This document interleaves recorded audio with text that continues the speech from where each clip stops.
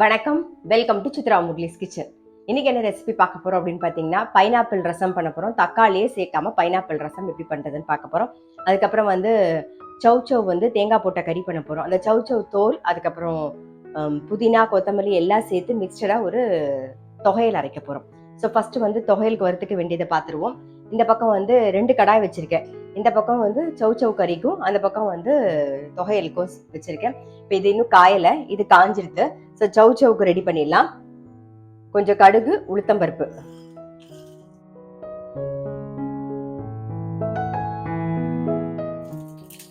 காரத்துக்கு பச்சை மிளகா,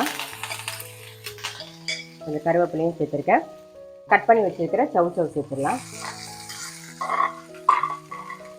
இதுக்கு தேவையான உப்பையும் சேர்த்துட்டு நம்ம மூடி வச்சிருவோம், வெந்துடும்.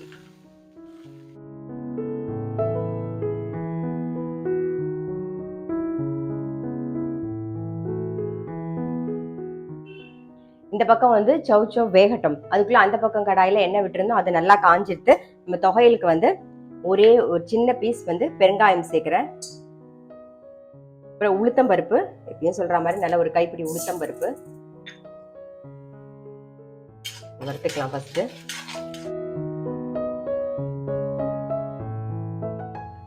பெருங்காயமும் உளுத்தம் பருப்பும் வறுபட்டுருது, அதை எடுத்துருவோம்.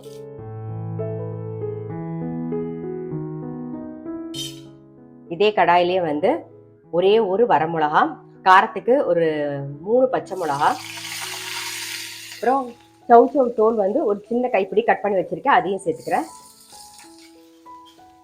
இது கொஞ்சமா வதங்கட்டும்.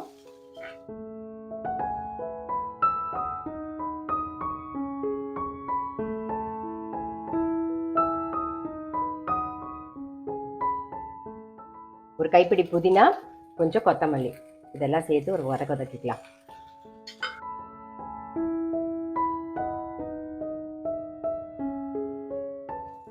ஒரு சின்ன கோலி குண்டு அளவுக்கு புளி எடுத்து வச்சிருக்கேன். இதை இப்ப பிச்சு போட்டுக்கலாம்.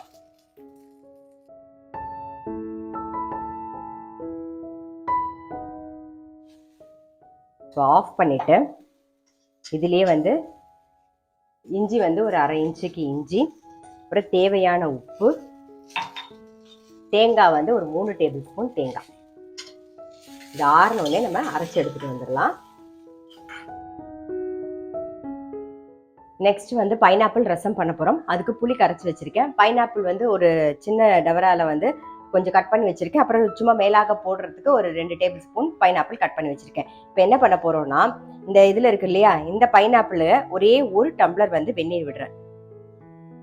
விட்டுட்டு அதை அப்படியே மூடி வச்சிருவோம், அது ஓரமா இருக்கட்டும். ஸோ இப்போ இந்த பக்கம் புளி ஒரு சின்ன நெல்லிக்காய் சைஸ்ல புளி கரைச்சி புளி தண்ணி இருக்கு. இதுல மஞ்சள் பொடி சேர்த்துலாம். அப்புறம் ரசப்பொடி, ஒரே ஒரு வரமிளகா, கொஞ்சம் கருவேப்பிலை, அப்புறம் உப்பு. ஒரு கொதி வரட்டும். புளி தண்ணி,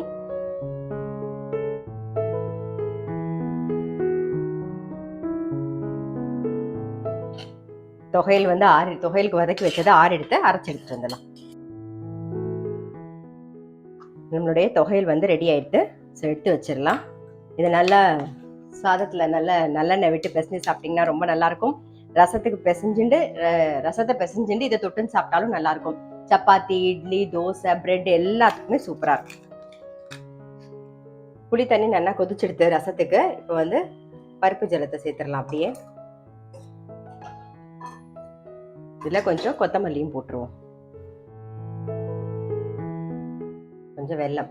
ஸோ இப்போ இதுக்கப்புறம் ரசம் நுரைச்சி வந்தா போதும், கொதிக்க வேண்டாம். ஸோ நுரைச்சி வரட்டும். இப்போ ரசம் நல்லா நுரைச்சி வந்திருக்கு. ஸோ ஆஃப் பண்ணிட்டு கொஞ்சம் கொத்தமல்லியை போட்டுட்டு மூடி வச்சிருவோம். நம்ம இன்னும் ரசத்துக்கு பைனாப்பிள் சேர்க்கல. ஸோ இப்போதான் நம்ம பைனாப்பிள் சேர்க்க போறோம். பைனாப்பிள்ல வெந்நீர் விட்டு வச்சிருந்தோமா, இதை அரைச்சி எடுத்துட்டு வந்துருவோம் ஃபர்ஸ்ட். அதுக்கு முன்னாடி இந்த பக்கம் நம்ம சவ் வச்சிருந்தோம். சவ் நல்லா வெந்திருத்து, அது பெங்களூர் கத்திரிக்காய் நல்லா வெந்திருத்து.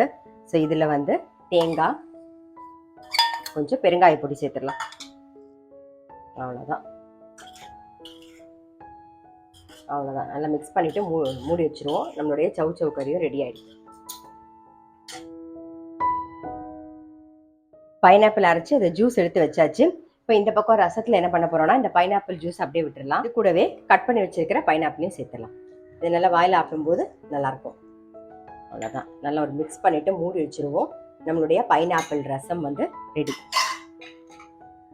ஸோ இன்றைக்கி ரெசிபி பார்த்துருப்பீங்க. பைனாப்பிள் ரசம், அப்புறம் சௌ தேங்காய் போட்ட கறி, அப்புறம் தொகையல், அதாவது சௌ தோல், அதுக்கப்புறம் புதினா கொத்தமல்லி எல்லாம் மிக்ஸ் பண்ணி ஒரு தொகையல் பார்த்துருப்பீங்க. டெஃபினட்டாக கண்டிப்பாக எல்லாருக்குமே பிடிக்கும்.